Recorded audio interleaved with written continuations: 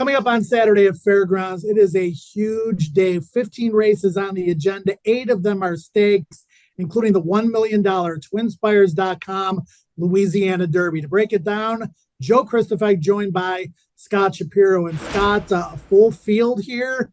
Not a lot of speed signed on. You've got Brad Cox dominating the series so far. He won the Gun Runner with Jace's Road, the Comp with Instant Coffee, most recently the Risen Star with Angel of Empire. The first 2 return on Saturday. Can Brad do it again? That's right, Joe. With Forte leading the way on the leaderboard, Instant Coffee 9th with 32 points after that aforementioned win back in the LeCompte, the second of the 3 Brad Cox winners in the road to the Kentucky Derby races here in New Orleans. And I think Instant Coffee is the likeliest winner in this field. He's got Jace's Road as well, likely to be involved in the early proceedings from that far outside draw. Instant Coffee certainly has been as good as anybody. I thought that was a big step forward in the LeCompte. The big question, Joe, though, is he going to get an honest pace to run at, or is he going to have to show a new dimension and maybe be a little closer to the pace, which may be what he needs to do if he wants to win on the first Saturday in May? Yeah, the Kentucky Jockey Club is kind of a ho-hum grinding effort for Instant Coffee, but he really showed a much more impressive turn of foot, I thought, in the LeCompte. He was rested up by design, skipping the Risen Star, pointing to the Louisiana Derby instead. And Scott, honestly, 100 points to the winner, 40, 30, 20, 10. If he were to finish 5th in this race, he probably has more than enough points to get into Kentucky Derby 149. Now, 2-1 in the morning line. You know we're going to go price shopping. Brad Cox's other horse is Jace's Road at 12-1. And that leads me into my next question, because he should be a part of, you would think, the early pace. He went gate to wire in the Gun Runner, was pretty impressive in doing so. And then in the race at Oaklawn, sloppy racetrack, I think he has an excuse for that poor performance. Yeah, and he wasn't aggressively ridden out of the gate that day, and it was understandable with Prost to departure, a sprinter stretching out for McPeak, a long shot, and of course Arabian Night, who's off the Derby trail. They had no desire to make the lead. They wanted to try a new kind of tactics in that race. I don't think that'll be the case in here, Joe. And unlike the Risen Star and a lot of other Kentucky Derby prep races thus far in 2023 on the road to Derby 149, there is not a lot of pace signed on in here. You've got Kings Barn shipping in from Florida for Todd Pletcher. He hasn't been on the lead in either of his first 2 races, but he's made it out of the gate well and has kind of been taken back. He's kind of had the opportunity to make the lead. I mentioned Jace's Road probably being prominently placed. And then Shopper's Revenge drawn along the inside as a horse that hasn't gotten out of the gate well in either of his first 3 starts. But the second start was the maiden breaking performance and his only win on January 14th. And while not getting out of the gate well, there wasn't a lot of early speed, and Ricardo Santana Jr. got aggressive and took the lead. We might see those same tactics in here.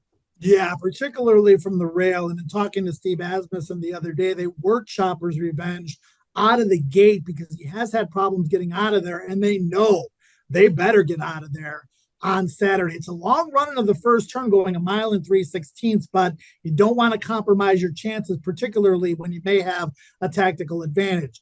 All that being said, Scott, some of the most intriguing horses come from a little bit further off the pace. There are some stalkers in here. I'm kind of sort of looking for a horse that's going to get first run. Me too, Joe, and I'm hoping that's Coyostro, a horse I've been fond of here for quite a while. Cherie DeVoe. This is a pricey son of Upstart, a Florida-bred son, $385,000. Took a lot of money on debut at Saratoga. Was involved early, tired late, chased Champion's Dream that day, and then that's been really impressive, in my opinion, in both of the comeback races at Fairgrounds. Very green, but very dominant in the maiden breaking performance on January 21st, and then was up closer to the pace on February 18th, and I thought ran very well, was up and on an honest early pace. The winner, Dennington, who's in this race as well, came from off of it, got a real dream run, just ran down Coyostro. Now he's going to need to take a step forward. He's going to need an aggressive ride out of the gate by Christian Torres, but I think he's got a big chance at a pretty good price. Well, Scott, what I choose is my choice. So I'm going to go with Disarm. This horse, I think, has a lot of upside. Okay, he's running 3 races so far. That Saratoga race last summer was dominant, going 7 furlongs. The Oaklawn race last time out, you know, he got caught up over a racetrack that severely favored speed. And the winner went gate to wire, 2 Eagles River. And he kind of lost a few lengths at the start. He was in a loose pocket position, kind of dropped back on the turn, and then came again over a racetrack to compromise his chances, and he galloped out with the winner. Now, this is a big ass going from that short stretched mile at Oaklawn to the mile and 3/16 distance, but he's bred for it. I think he's going to take a big step forward, and I think he's going to get the right trip. And the dollar sign, Joel Rosario, comes in to ride, and he's won this race 2 of the last 3 years. I think he's a very live long shot. I mean, I thought his last race was a little underwhelming, but Two Eagles River is a serious horse, serious enough that he's a sprinter trying the Arkansas Derby next out for Chris Hartman. So not going to hold that against him. And it just tells me what Steve thinks of this horse. I know they've always thought a lot of him. To run him at a mile and 3/16, second start off the bench off of a defeat and a 4-length defeat tells you that a pretty conservative to an extent horseman and the all-time leading trainer in North America, Steve Asmussen, thinks Disarm is a legitimate Kentucky Derby type horse, and he wants to give it at least one shot before deciding not to run on the first Saturday in May if he had the option. You got another horse you want to mention, a possible long shot? Well, I mean, I thought he's my long shot. I'm kind of impressed that you picked him, and I really enjoyed the Smashing Pumpkins for those of you out there that don't know Billy Corgan and his amazing lyrics and whatnot. Kings Barnes has to be mentioned. We mentioned the speed. He's going to take a lot of money. I think he's going to go off as the second choice probably when all is said and done. Todd Pletcher has won this race a number of times. I think his last one was with Noble Indy. I just get the feeling when Todd sends horses here, he kind of thinks they're his second tier.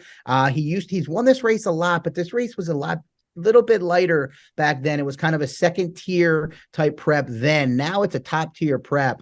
And I don't know, Kings Barnes to me, if he makes a loose and lonely lead, he's going to be tough, but I do think he was worth discussing because I think he's going to take a lot of money. Yeah, just 2 career starts for Kings Barnes. I'm just going to throw in Baseline Beater, and Corey Lanery rode Bennington to a victory last time out for Ken McPeak over your top pick, Coyostro.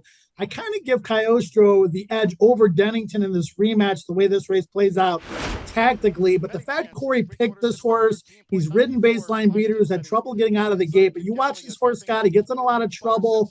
And when he does finish off his races, it's with authority, and then he gallops out like a monster. So in this kind of race, where a lot of these horses are going from a mile and a 16th to a mile and 3/16, that's a quarter of a mile difference. This horse is going to be finishing. Now, whether or not that means he finishes 5th or 1st at 30-1 with a horse that you know can get the distance, I got to take a second look at Baseline Beater, although the speed figures certainly don't agree with me. I would definitely like him more if I thought the pace was going to be more honest. But if you're playing supers and tries at a big price, I certainly understand using him. Maybe he'll figure out those gate issues. And I know Neil Pessin always been very high on this horse. Well, Scott, points up for grabs, 100 to the winner, a huge prep race.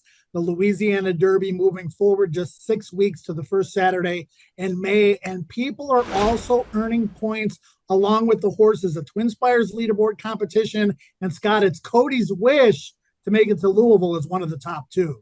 It is. Cody from Kentucky opened up a little bit when we saw the leaderboard competition going last after a slow week last week, but he earned 380 points overall thus far. The stakes get higher now, 100 points to the winner. Joe mentioned the points moving up as we are in the final preps. It's a log jam after Cody from Kentucky, Michael from California. He's been in the mix for a while with 329 and a bunch of folks between 325 and 320. We wish everybody the best of luck on that road to the Kentucky Derby Board Leader competition on TwinSpires as we head into the final preps. Big prep coming up on Saturday, 100 points to the winner. The top 2 almost assured to get into Kentucky Derby 149. It's the $1 million TwinSpires.com Louisiana Derby, part of a 15-race card with 8 stakes. Hope you can join us.